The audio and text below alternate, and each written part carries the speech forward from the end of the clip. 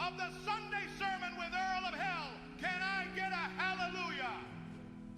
No? Well, fuck you and the horse you came in on.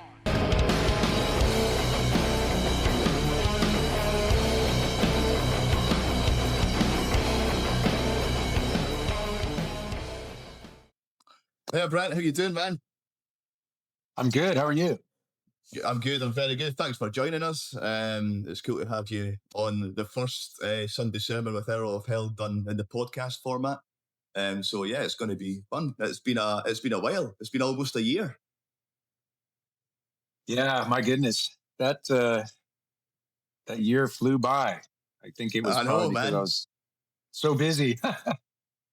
Yeah, you definitely had a busy year, man. The tour was a lot of fun. Apart from how cold it was a lot of fun. Oh yeah, no, it was a blast. We did have a lot of fun, and you know, we really enjoyed you guys coming along with us. And it was cold. You know, I remember when we did that one gig. I think it was in Swansea, or I can't remember where it was, and like, man, we came out on stage and we could see our breath. Like, wow. The one I was like, wow, that's a first. The one I remember most was, I think it was Tunbridge Wells. And Mario at that point was so pissed off with the cold.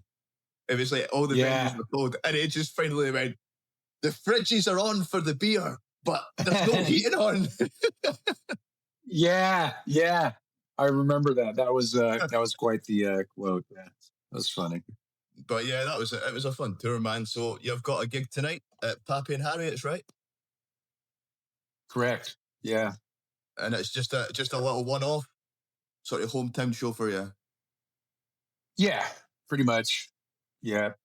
And then I'm not going to do any touring this year as well. And all right. But we'll be doing some one-offs throughout 26. You know, we might even go up the coast a bit here. Maybe it's I mean, that's it. I mean, you've done a lot the last couple of years. I mean, last year you were proper busy. You there? Yeah, you still got me? There is. Okay. Yeah, I'm back. You're back. Yeah. Awesome. Yeah, no, all I was saying is you've done a very busy year last year with the tour, and it was pretty heavy. So I can understand a year off, you'll need it.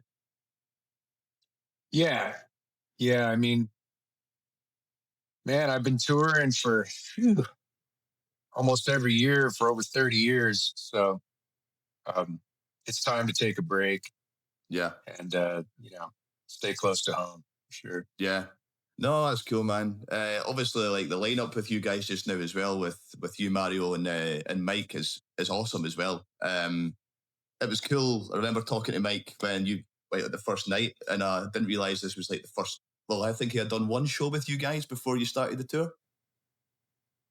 Yes, yeah, we played one show in Venice Beach in LA, and then that was it. That was Mike's entry point, and then we just went straight to the UK. Yeah, man. He smashed it though. He knocked out the park. He did. Yeah, he's a great drummer, and he's a super good guy. So it's absolutely it was a real pleasure to work with. Yeah. I had seen Mike drum before with, I think, Mondo and Nebula, I think. So I've seen him twice before. So, and it was cool. Yeah, just like I said, excellent drummer. So good. It worked out because I didn't call him when we were looking for a drummer because I just assumed he was so busy. And then he called and then he ended up calling me. So I was like, oh well, gosh darn, man. You know, hallelujah. Yeah, that's good that it all worked out, man. But yeah, like I said, man, it's good you're going to take a break now. Are you planning on doing some recording over the next year in between, or? Yeah, I'm going to record some new music. I've got quite the list of projects I want to chip away at. We'll definitely write some new material for the trio, and hopefully get our butts in the studio before the end of this year as well. And then, of course, like I said, some other projects that I'm interested in. So it's going to be a busy year. I just won't be overseas touring, Yeah, yeah, that's cool, man. Some other projects that you can't talk about just now, I'm guessing.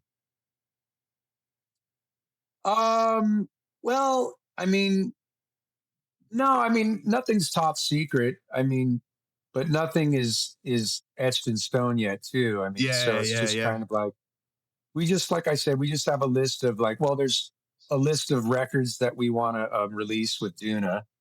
Mhm. And then there's just a list of a laundry list of, like I said, projects that I'd like to get in the studio and work on.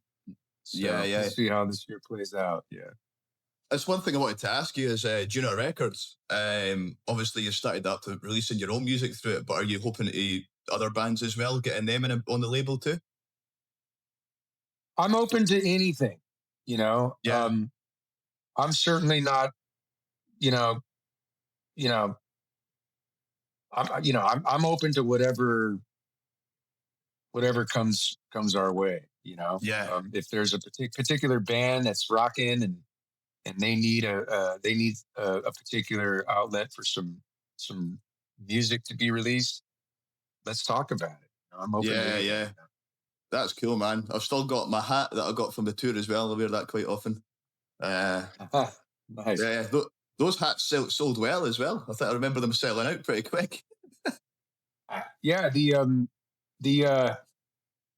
the merchandise this year did very well. Yeah, we were very pleased with that. All the Yeah, designs that Boomer and I were coming up with were yeah, they were effective. So that's good. yeah. That's cool, man. I remember the London show. I think there was like two types of t-shirts left and only like really big sizes, and I think that was it. So that's good. Yeah, That's what you want, man. that's it. That's it. You're always going home with the odd sizes. Yep. Yeah. Exactly. But yeah, one thing I wanted to chat to you about as well was really like your influences as a musician, because we managed to chat a little bit when we were on the tour about it. But yeah, just a bit more like who are the bands that kind of made you want to start playing music? Well, it kind of my influence kind of happened in phases, and those phases were probably it was probably my age that constituted those phases. So, Mhm. when I was really young, I lived in this neighborhood here in the desert that was had a lot of older kids in my neighborhood, and they all really liked. This was the late '70s and early. They really loved Kiss, All right, and cool. so they kind of turned me on to Kiss, and that got me kind of excited about uh, rock music. Hmm. But Kiss didn't inspire me to pursue music myself. Kiss just gave me it kind of Kiss just kind of like turned me on to like hard rock, and I liked it. Yeah. The Gateway. It's like the gateway rock. And then on TV one afternoon, I saw Rock and Roll High School, the movie. Oh, right. Yeah. Yeah, and the Ramones kind of changed things for sure. Oh, lost you again. Hopefully this comes back. There I am. Yeah, there we go. It lost a bit there. It's Phil. So yeah, the Ramones were probably the band that made me think, wow, man, maybe I could play music. Yeah. Maybe I could do that. Yeah. And so they kind of inspired me to Oh, a little bit of signal issues there again, but it should come back. let's see if I come back. There it is. There Yeah, we so go. I would say the Ramones inspired me to kind of believe that I could potentially play music myself. And they were Yeah. my favorite band. I had all their records as a kid. And they were Mhm. my first concert outside of the desert. I went to LA when I was Yeah. like 14. Great My mom band, took us- man. Yeah, one of the Yeah, bands that I got into as younger as well was the Ramones, and Yeah, would have been a great. Did you Yeah, see them very, live? very You said you important see them band. live. That was your first out of LA show. Yeah, and they're Oh, I feel like my story with the just Ramones waiting to come is, back again. yep. Let's see here. I don't know. My connection seems to be pretty good here. I don't know why it's doing that, but anyways, yeah, I feel like my story with the Ramones is probably not an uncommon one. I think the Ramones did that for a lot of people. Oh yeah, Yeah, man. I adored them when I was younger as well. I wish I could have one of those bands. I wish I'd seen them live, but obviously, yeah, um, yeah. They were. I saw them quite a few times, and I even snuck backstage one year and like got to hang out with Dee Dee and stuff. And awesome. yeah, it was quite the experience. I mean, but after the Ramones, it was, I went head first into like, like the hardcore stuff Hmm. and, Black Flag and Minor Threat and DOA and, uh, GBH and Yeah. Exploited and all this music. And this was the music that actually, and I can't say there was a particular band. It was all of them, all the bands and that particular music and the fact that they were putting out their own records independently. That was the music that really kicked me in the butt and made me Yeah. want to do it. Like I'm like, all right, I can do this. Here we go. So Hmm. that's how that rolled out. Yeah. Bad Brains. Yeah. Bad Brains, man. Yeah. That's what I love about the whole, Yeah. obviously, like the backbone of the sort of what is labeled desert rock and stuff like that. It all does come from all those bands, all that, and the DIY side of things. I think that's super cool because you listen to a lot of desert stoner rock, you almost can't put the correlation with punk in there sometimes, but it's really where it all came from. Is everyone in those bands was really into the punk stuff, which is really cool. Because I grew up listening to punk as well, and it's not saying there's not bands out there that have that punk feeling within the scene, but yeah, sometimes it's so far removed from the desert side of things. But it's cool that's where the backbone is of like the desert rock sound. Yeah. Punk rock was the cornerstone of like you said, of the desert scene. And I think our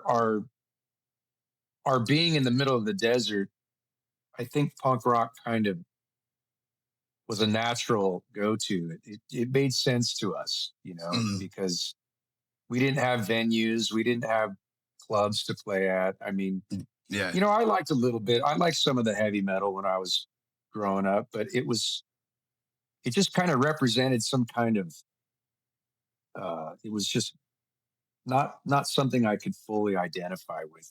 yeah, The costumes and the big the goofy yeah, the goofy lyrics and it just there was something just kind of inauthentic about it from a yeah, musical standpoint and very entertaining. I loved her the Ozzy's solo stuff yeah, and and I loved um, what with Judas Priest and Iron Maiden.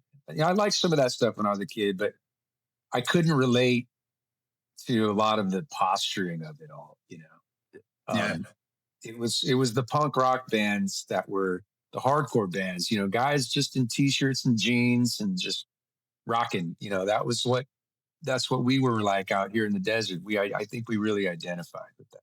yeah, Yeah. yeah. That's cool. Because remember, I think it was one night on the tour. I don't know what night it was, but I came backstage to chat to you, and you were listening to, I think it was Electric Warrior by T-Rex. Yeah. Yeah, Yeah. I uh, mean, I love T-Rex too, for sure. yeah. That's one of my heroes is Matt Bolan, man. So it's like, yeah, he's probably one for me that made me want to play music. He's one of the guys. So yeah, love all that Yeah. stuff. You can't beat the '70s glam, UK glam stuff. It's just so much fun. Yeah, I think we did. I remember you telling me you were a fan of T-Rex, and I think we did have a chat about all the great glam stuff that was happening in the UK. I mean, it was fantastic, and I love Slade, huge Slade fan. We talked about man. that. Yeah. And I got into that. I got into that stuff through. Well, interestingly enough, it was the Ramones, specifically Joey Ramone, who, because we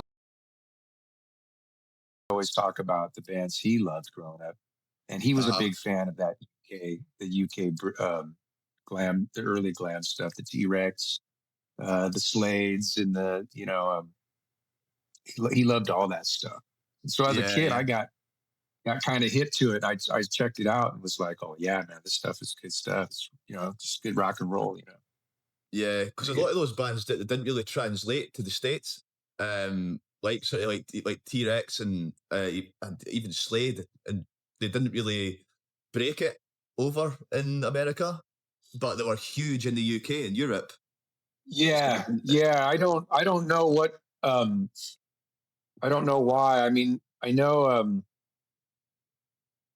Bowie was pretty big in the States. Yeah. He did. He did pretty good. Yeah. T-Rex. Yeah, no, T-Rex was did not break the States. That's for sure. Definitely loved though. I mean, and a big influence, I'm sure, on a lot of American stuff that came out after. And then of course Slade. I don't know why Slade did. Maybe their label just didn't push them in the States. Yeah, I mean, I don't know. It's a funny one with Slade. I think because they had such a big, massive boom in the space of like 4 or 5 years, and then they kind of fell from grace, especially in the UK, and then they had a resurgence again. But yeah, I was fortunate to meet Noddy Holder a couple of years ago and got to chat with him, and he was like, it was just the coolest thing. Like, I never get like starstruck or anything like that when I meet anyone, but with Noddy Holder, it was like, this is cool. Yeah, I remember you telling me that. That's very cool. Yeah. I know. Yeah. I know. Thin Lizzy tried to break the States too, and just fell short too. I mean, of course, amazing. The Boys Are Back in Town was a hit, but other than that, it just didn't work out for them. It just didn't stick. I mean, perfect example as well is like the Sex Pistols. They came to the US and it just didn't go well at all. So yeah, no, for sure. But yeah, it's crazy how that works. Some music, especially back then, it just didn't really translate to other countries. But yeah, it's weird. I suppose it's they didn't have things like Spotify and social media and stuff to spread the word, so it's a lot harder to get it out there at that time, I suppose. Oh yeah. Well, that was. I mean, the name of the game back then was you just had to tour your butts off. I mean, even all the bands that were hugely successful, over the course of rock and roll. I mean, your biggest bands they weren't like huge accidentally. Zeppelin was. Zeppelin was the biggest rock band in the early 70s and mid 70s, but they were also the hardest working band. They toured harder than probably the other band. And so that's how they were able to achieve that kind of success. You got to work hard, man. Yeah. But even nowadays, I'm sure a lot of younger bands are probably, they've probably grown up with this idea that they can kind of manipulate, the internet and try and generate fans and a fan base without getting their hands dirty and get out there on the road. But yeah, and maybe some of them can and do, but in the end, you want people to hear your music and you want them to see how you perform it. You got to take it to them. Yeah, exactly. And no, that's a good point. That actually is the whole the TikTok generation and stuff like that, and how it works. And you see, and I'm not saying this is not a jibe against any bands who have that approach to get their music out there and like using reels and all this stuff, and they almost make that their main focus to get themselves heard. That's cool. For me, it's just like I love the live aspect of being in a band, and I think. I don't know, I debate about this with a couple of guys in the band, and it's just like, what do you prefer, recording or playing live? And it's just like, I love the recording part and the writing part. Of course I do, but I think there's something about playing live. There's just nothing like it. And that's why, it's a good feeling, I think. So Yeah. I feel bad for maybe like bands who have not like caught that bug yet. As soon as you do like a tour for a consecutive amount of days, it's addictive, I think. Yeah. And you get into a swing of it and stuff, and yeah. But yeah, just touring's a lot of fun in general. Moving Yeah. on to stuff you Yeah, listened to for sure, man. when you were younger. Is there any? What are you listening to just now? Is there any like newer bands that have like caught your eye and you're really digging just now? Or Well, I mean, to be perfectly honest, I don't listen to much contemporary music. I probably stopped listening and pursuing contemporary music probably around the late '90s. Um, I'm always my ear is always attracted to the sound of the past. yeah, That's just what moves me. And Mhm. so I've gone back to the roots of rock over the years. I'm probably more interested in, when I listen to music throughout the day, I'm always listening to mostly jazz and blues, yeah, you know. But I'm very much aware of the fact that there's a lot of good bands um, out there today. yeah, There's more bands than ever. That's for sure. There's a lot of there's a lot of mediocrity for sure as well. yeah, But I do recognize that there are some really good, especially when I go on tour now. It seems like for years we would be playing with some bands, or bands would be supporting us that would be like, okay, they're having fun, so that's what it's all about. But yeah, nothing to write, nothing to write home about. But over the last like 5 or 6 years, it seems more and more that you know we're hearing and seeing bands that are coming up now that are like, yeah, like wow, these guys are rocking, man. You know? yeah. I mean, that's something in particular about like the stoner desert doom scene. I think going through the last sort of like 5 years, it's going through this period when you're getting all these really cool bands in the scene who are kind of stepping outside the genre a little bit and bringing in other elements, and it's really interesting. I think for a long time, it was like a lot of the bands in the scene were just copying bands like Kyuss, Fu Manchu, and all the like Sleep and stuff like that, and it was kind of just like that's it. And not knocking that at all, but it's cool. I think now you're seeing more elements coming in the other genres, and it's getting mixed. And it's really cool to see. There's some really experimental sort of stuff coming out within the scene, and it's just really good to see. But yeah, it's fun to be a fan of stoner and desert just now, because it's like you say, there's more bands than ever before. It seems to see there's so many. Yeah, and like you said, they're really bringing their own take on it, and I love that, because when I was younger and I was into punk rock and hardcore and all that, it just got to a point where it was becoming so formulaic, and it got predictable and boring. Yeah, And that was my out. I was like, oh yeah, I'm done with this.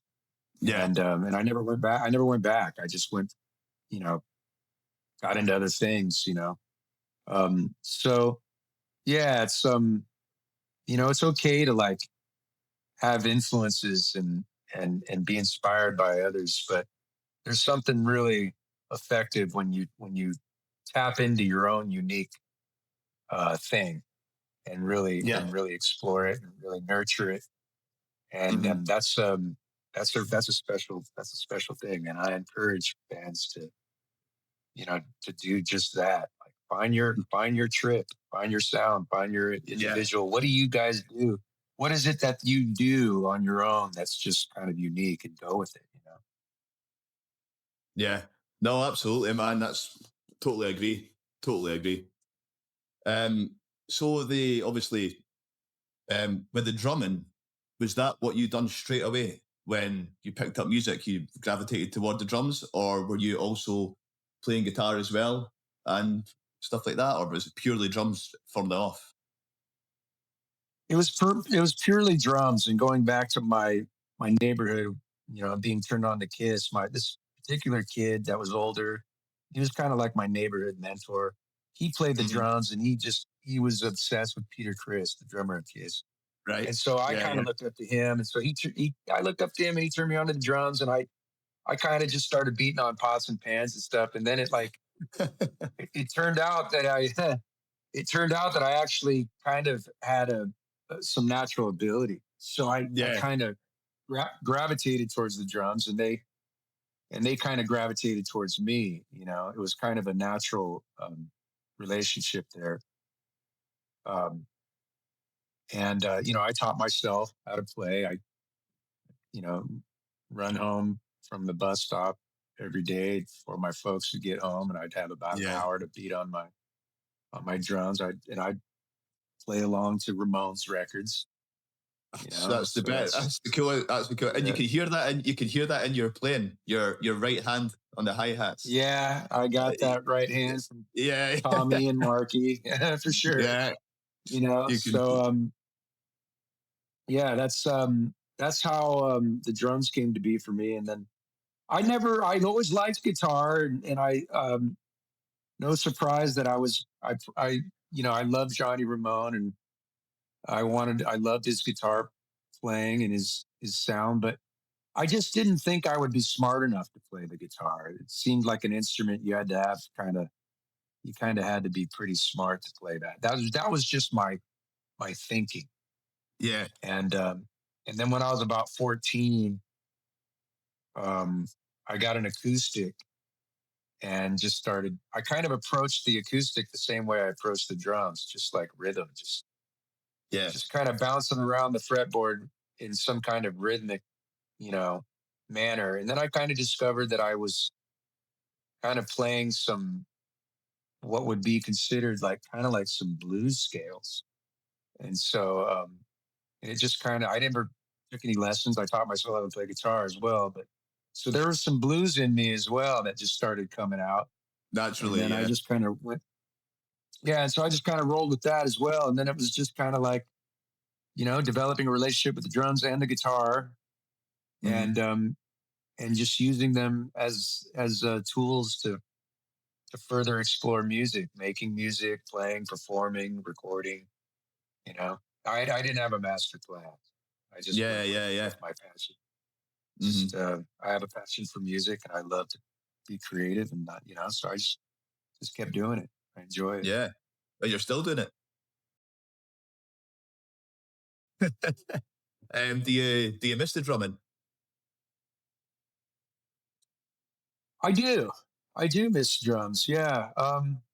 Not so much that I'm going out of my way to try and, you know, play drums regularly again. I mean, I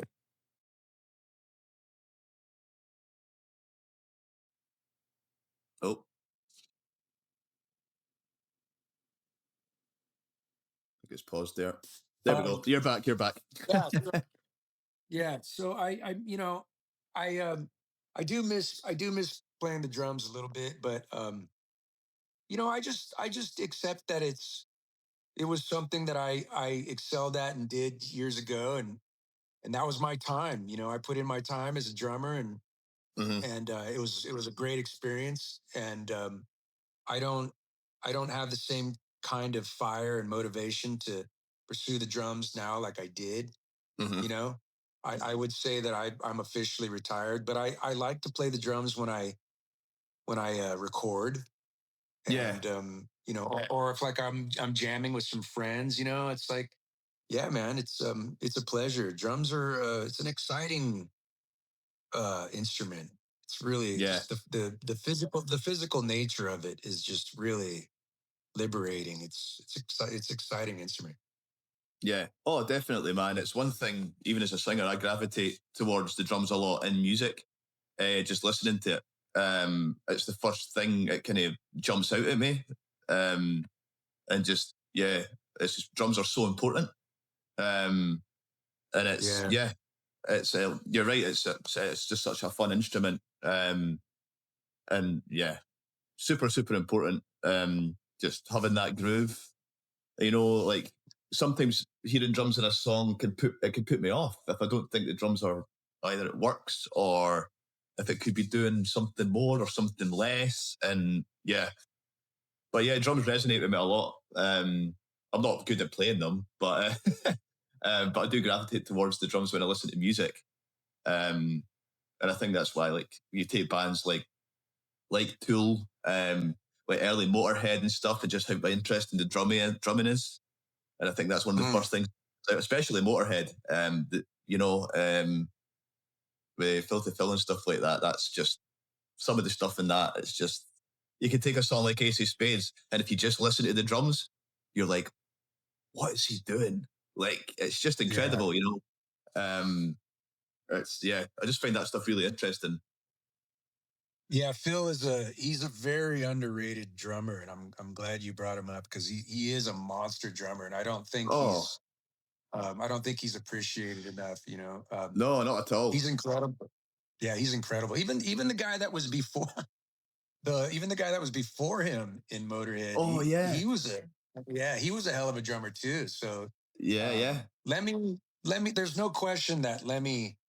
I mean, he's a rock and roll master, and he knew how important the drums were, and he definitely always had really solid drummers. Even that hot second when in the mid '80s when Phil left and he brought in that other guy to do that record Orgasmatron, which was actually a really good record. In that, I can't remember the guy's name. That record's excellent. I think he played for Saxon, I think the guy played for Saxon or something. I wasn't a Saxon fan, and I wasn't familiar with Saxon, but I was only into But I, of course, growing up as a kid, loved Motorhead. Still love Motorhead. And but yeah, he was rock. That drummer was great. He I didn't see him with that drummer, but he was great on the record. And then of course, he got, Lemmy got Mickey D, and he's a monster too. So Mickey D is unreal. He knows the right guys to go for. Yeah. Yeah, for sure. But because it's funny, I was listening to Fu Manchu. I think it was last week, and I was listening to a bunch of the early stuff, but the year on, obviously. I love the contrast between your drumming with Fu Manchu and against other stuff like Kyuss or whatever. I think there's total different feeling groove to your playing. I don't know if you think that's the case or just observation for me. I think the Fu Manchu, there's something about, it's just the drums are so huge. And just the way you're playing, it's I don't know what it is, but the drums on those records are just fantastic.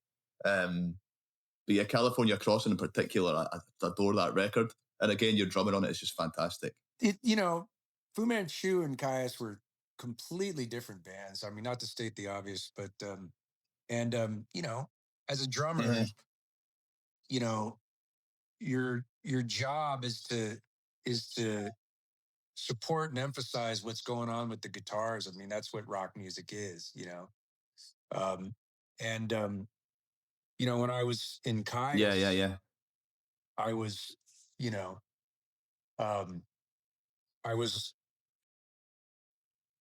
I was supporting what Josh was doing on the guitar. I was responding, I guess you could say. I was responding to Josh, and that was an entirely different musical relationship than my responding to Scott Hill and Bobby when I was in Fu Manchu. Those are two different things, and so that's what you're hearing when you also just years of experience and personal evolution. I mean, people forget when they listen to the Kyuss records that I played on. I mean, I was 19 years old when I was doing that stuff. I was a kid. Yeah. That's what makes it special because There's, we weren't, we were just kids, man. We were just kids drinking a lot of beer and smoking a lot of grass. And just, Yeah. it's the sound of a kid playing the drums that doesn't know if he's going to get the chance to do this much longer. So I'm kind of giving it there's a certain kind of desperation and urgency in my playing. And then with Fu Manchu, though, it's kind of like Fu Manchu, I'm kind of more of I've matured and I'm kind of know now, like, all right, this is what I do. And this is what is coming to me. And this is what I got to, I had an entirely different mindset and an entirely different relationship with music in general when I was in Fu Manchu versus Kyuss. So that's what you're hearing, really. Yeah. That's what you're hearing. Yeah. No, that's cool, man. That's there's a clip of your drumming that I absolutely adore. And it's Kyuss show. I think you guys are in Australia. I think it's when you were opening for Metallica. And just the intensity you're hitting the drums at that show is just unreal. It's like you're trying to annihilate them. It is so badass. And you guys looked so good on a big stage like that as well. It's just an awesome. Yeah, awesome that was a really interesting experience. Playing with Metallica on that big stage and having that kind of PA power. Yeah. And for us kids coming from the middle of the desert, we would have never, our wildest rock and roll dreams guessed we'd be doing that. So, like I said, we're playing on a level that suggests like we kind of got an opportunity that we never thought we'd have and might not be here very long. So we're gonna give it all we got and then just kind of say been there, done that kind of thing. Yeah. Mm-hmm. Yeah. No, it's, like I said, it must have been a super cool experience. But yeah, I just love that like you just look like you're trying to put your sticks through every skin, and it's so fucking badass. Well, I had a lot of pent up frustration and aggression, and we were rough and tumble kids out here. We weren't. We came from a pretty rough stock, and so like when we got on our instruments, we weren't just looking to like play some songs. We were looking to exercise some demons and release. It was a release, and a lot of angst was released, and that's why that music looked and sounded like that, Yeah. Yeah, you could certainly hear it. So, yeah, man, that's cool. But yeah, just like I say, that performance is great. Another thing I wanted to touch on as well, when I seen you with Vista Chino, so 2013 that was 2013, 2014 in Glasgow.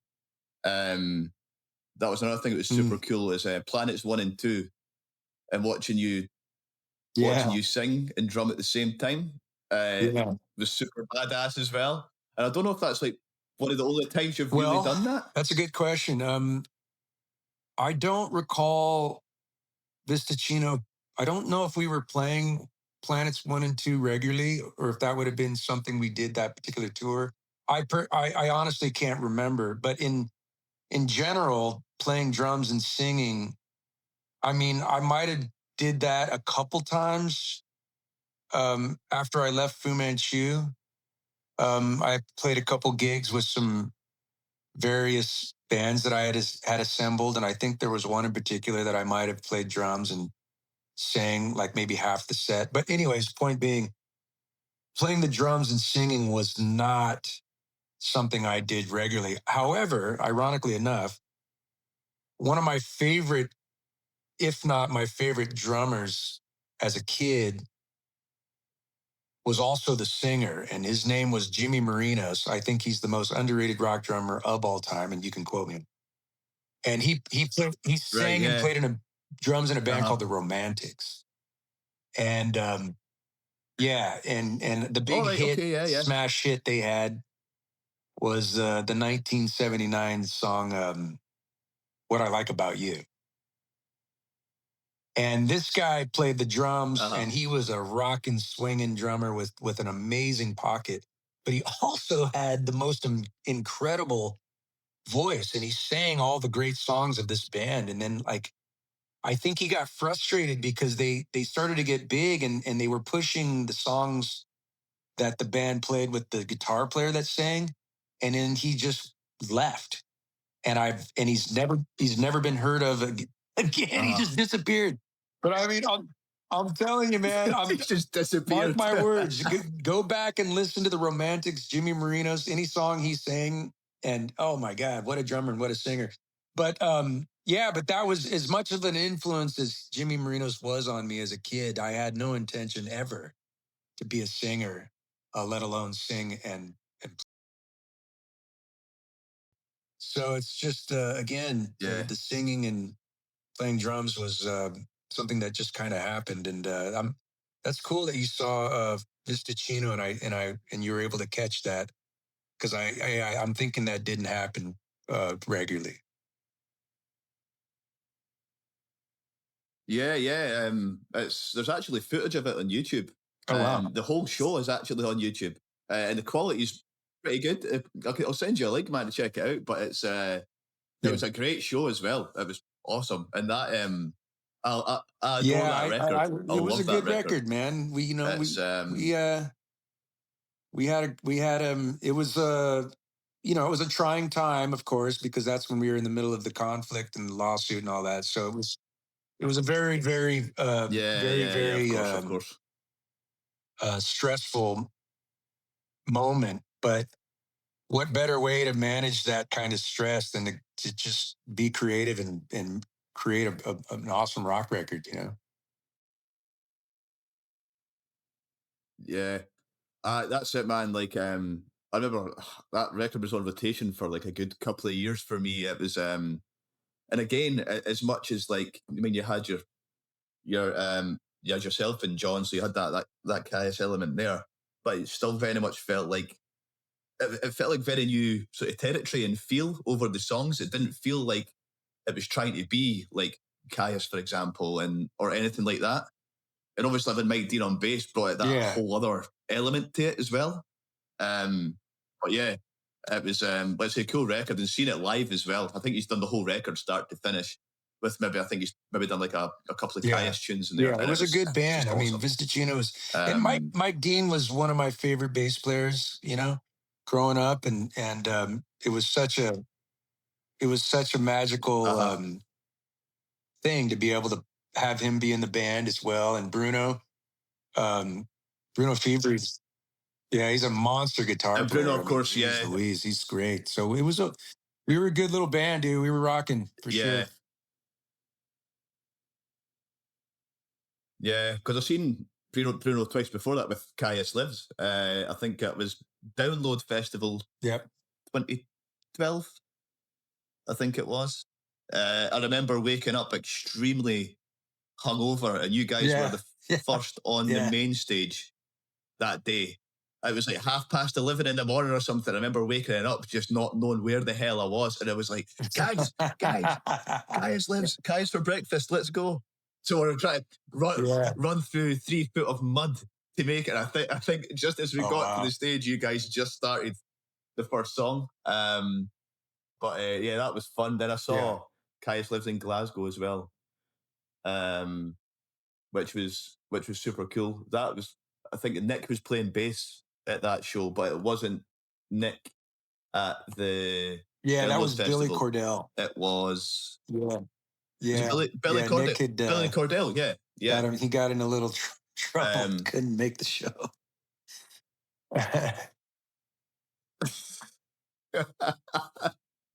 I met Nick. We played with Mondo Generator a couple of years ago and had a good evening with. Oh, he's Nick. If nothing else, he's a lot of fun. That's for sure. And again, it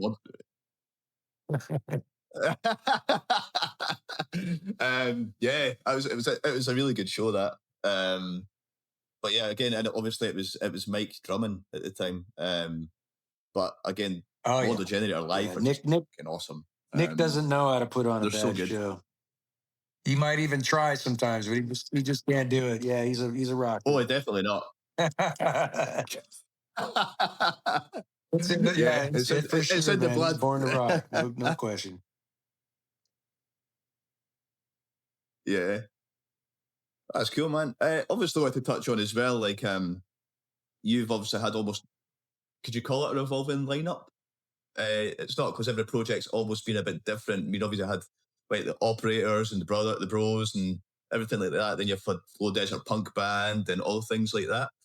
Has that really just been, you've been wanting every project to kind of just be quite different musically and have a different sort of feel and image, or is it purely just the people in the band that you made that want to make it change that instead of it just being Brant Bjork solo?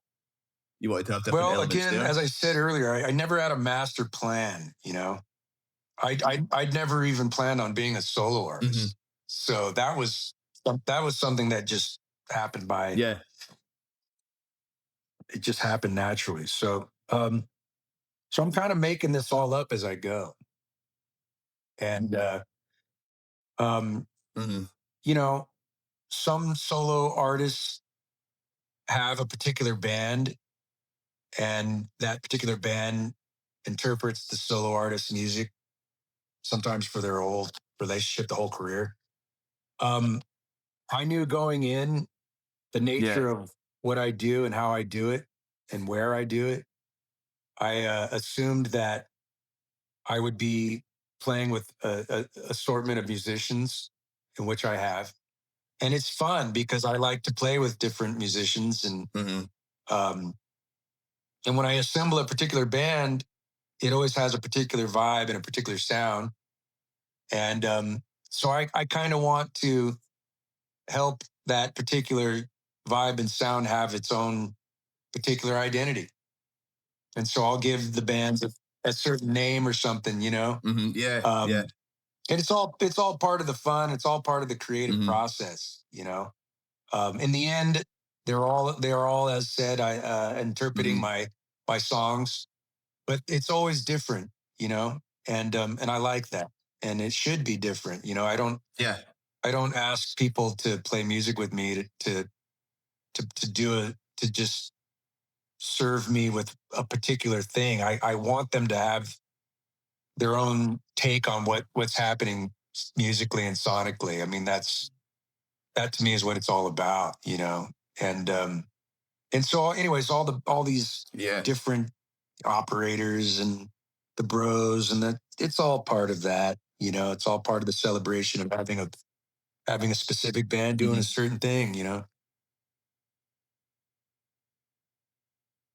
Yeah, that's super cool, man. And obviously the latest was what you could call, I suppose, incarnation, but the trio is because the record's awesome, and you guys live were just like a thing to behold, especially with Mario's bass playing over like the stuff you guys are doing as well. It just brings so much out as well with the music. And God, Mario's bass, one tone, and just the way he plays. He's a monster, unreal. man. He's always been a fantastic bass player, and he's always got a monster tone. Yeah, the trio's just like,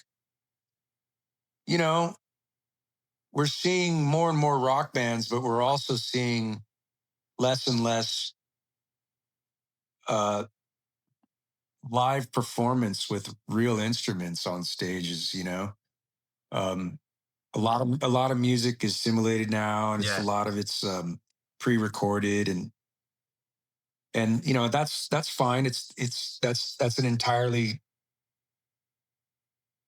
different musical approach than what I do, and I and what we do, all of us. I mean, in the rock scene and community. I mean, rock music, if you get on stage and play instruments now, you're closer to jazz than a lot of modern music that's out there. That excites me. And that's, I mean, being a jazz enthusiast, I mean, I look at the three of us on stage, and that's what I think and feel. I like the intimacy of the band, and I like playing clubs. And to me, it's the trio. You know, we're like just it's a simple thing: drums, bass, and guitar, and a voice. You know, and I like celebrating that and emphasizing the simplicity of that Yeah. with the trio. You know. Yeah. Mhm. No, and it really comes across when you guys play as well, because you have that element of you can sometimes sound like a jam band almost, but then sometimes it's like no, they're not just jamming. It's just like this is just their thing. Yes. This is like what they can do very well. Because you know how it is as well. Like as much as like I love like just jamming for such a long, like watching a band just riff on something for ages and come up with stuff on the spot. You guys aren't doing that. It's like you guys have all this like thought out, and it really shows. And like you were great the first night, but then watching you guys like those last couple of shows, it was like you obviously you were hitting a new stride. You were great every night, but towards like that, especially the last couple of shows, I think it was literally just like they're very comfortable every now. every tour is like that. You know, it's like you know, I always tell my bands, you know, it's like every night you start at zero, and every tour you start at zero too. You know, but then it naturally evolves, and then you know 2.5 weeks in, it's starting to take on its own life. You know, the songs and the music, and you know, and it's no, we're not a jam band, but I'd say we're a band that can jam. You know, that's the way I look at it. You know, or the way I hear it, the way I feel it, because improvisation is very important to us. You know, in fact, to play, to be part of what I do musically, it's almost essential that you're able to improvise, because there's going to be some improv at some point. But I also like playing songs, of course, and writing songs, and songs that even have like very traditional pop arrangements. I enjoy that a lot. So you know, it's all in there. You know, we I try to like touch upon all the things that excite me about music in an hour and 15 minutes. You know. Yeah, man, that's it. And I like how you touched upon the whole like the simplicity of like just drums, bass, guitar, vocals, and literally in their raw form. No like sort of like Kempers or triggers or anything like that. It just purely how it would be in your old rehearsal room. And that's something that like it's something that we as a band ourselves try and do as well. We try to keep it as sort of like raw as possible. And yeah, and plus it helps for setting the stuff up on stage when you're about to play as well. No, of course. No, I mean less is more, right? I mean that's I adhere to that. I for the most part adhere to that philosophy throughout my life. You know, even outside of music. So, but you know, and I believe it. Less is more, oftentimes. And you know, in rock music, in the history of rock, if it's anything we've learned, I mean, you know, the Zeppelins and the Sabbaths and the ZZ Tops and these. I mean, these guys they just had, you know, drums, bass, guitar, and they're just showing you what. You know, I was listening to a lot of Black Sabbath on that tour because we were rolling through Birmingham and all those, you know, wonderful places, and I always like to tap into the vibe and the music of these areas when I'm there, and you know, of course, I grew up. And Sabbath was one of my favorite bands as a kid, but you know, I don't listen to them that much anymore these days. But I was listening to a lot of Sabbath on that tour, and I was just quickly reminded of what a magical band they were, and like especially that first record. Yeah, like it's just the four of them, man, and like the music they created and their performance, and it's like, you know, there's no bells and whistles there, man. That magic is like pure. It's like just four guys doing that. And it's like, man, that is a good band. That's what that is. That's just Yeah. a good band. They're great. Yeah. Still my favorite band of all time for me is Black Sabbath. The first 8 albums. Because all those albums are good. I know Never Say Die and Technical Ecstasy get a bit of but I love those records as well. Anything that Ozzy was on, man, it's all great to me. And it's like Sabotage is now getting a bit more recognition as well, because Sabotage is just, I think that's Sabbath's peak. I think that's when they really peaked as a band and being experimental, and they just, that album is just a monster. It's so clever. But again, the early stuff as well, that first record, Masters of Reality, again, just another perfect album. But it's a band that we ourselves as a band wear on our sleeve. I think it's almost like the bat. It's hard for it to be playing music like in a scene like this with not having Sabbath just on your sleeve, being like, it's so hard to. The amount of times you kind of they're the cornerstone. They're the cornerstone for sure. Yeah. Certainly in our movement. I mean, Sabbath was the they are to the stoner rock, desert rock movement what Muddy Waters was to like the Stones and shit. It's like they're just the cornerstone. Yeah. They're the masters. Absolutely. Yeah. Yep. I got rest in peace to Ozzy as well. That was a hard one to take, but he went out how he wanted to do it. So 100%. Good on him. Good on him. If you've not had the chance, you should have a read of Geezer Butler's I read book. that. Yeah. I checked it out. Yeah. Yeah. Oh, did you read it? Oh, it is really good. So good. Yeah. I anticipated it being entertaining, and it certainly was. And he's a cool guy. You could tell he's just a nice, kind of earthy, sensitive dude. I kind of see him as the hippie in the band. He was the hippie. Yeah. Oh yeah, definitely. It's for me. It's the best Sabbath book, I think, because I did. I read it, but then I listened to the audiobook as well, because it's Geezer reading it himself. And just hearing him do it, reading the book, it's so fun. That sounds awesome. You know, I didn't do that. I might have to go back and do that, because that does sound like that would be really funny. Yeah, cool, man. Do it, man. Just because he's obviously got that staunch Brummy accent, and just it's so. You should do it, man. It's a good. It's a good listen. Before we wrap this up, one thing I want to try and ask everyone this. Your dream band lineup, with you in the band, surrounded by your dream musicians, who would they be?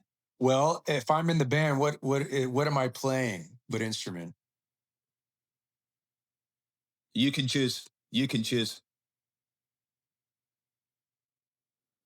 Well, okay. Let's say let's just say I'm on the drums. All right. Okay. I cool. would probably want to play with I wouldn't mind having Geezer on the bass for sure. And then I'd probably have to go with Hendrix on the guitar. Yeah. And I don't cool. know if there's That's any awesome. reason to have a fourth person. Yeah. Yeah. And then if I was on guitar,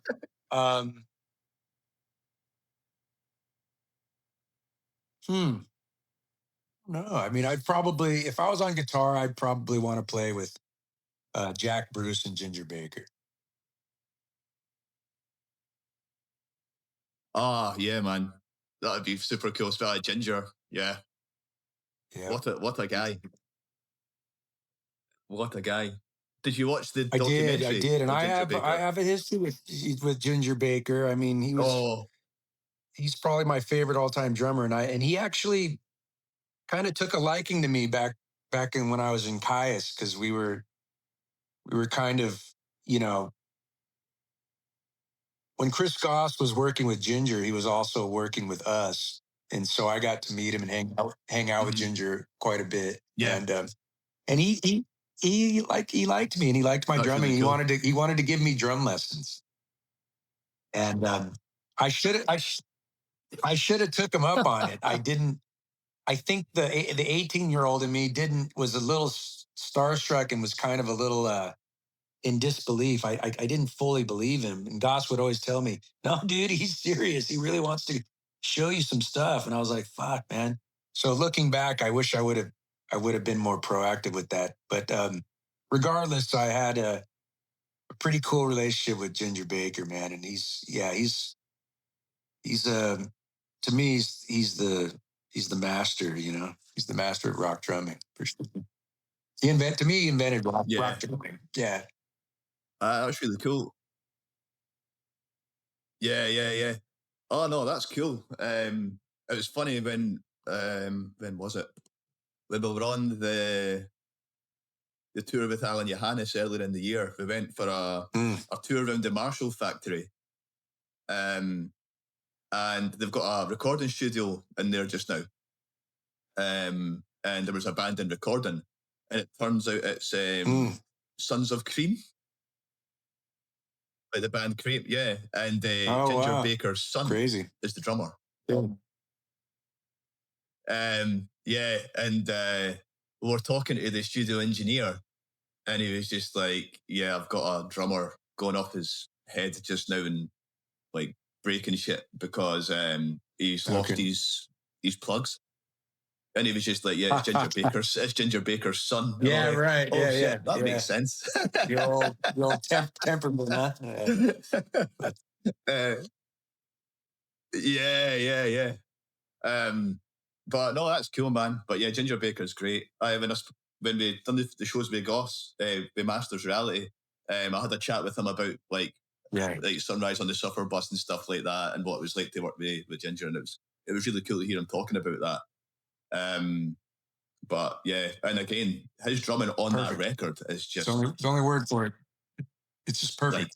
Like, that's the only word for it. It's perfect. Every time I hear "She Got Me," that snare, it's just like he's the one, man.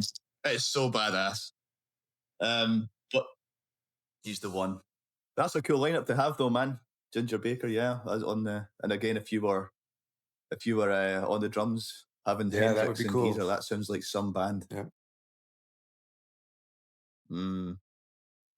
That's cool, man. Well, I'll thanks again for joining me and giving us some of your time.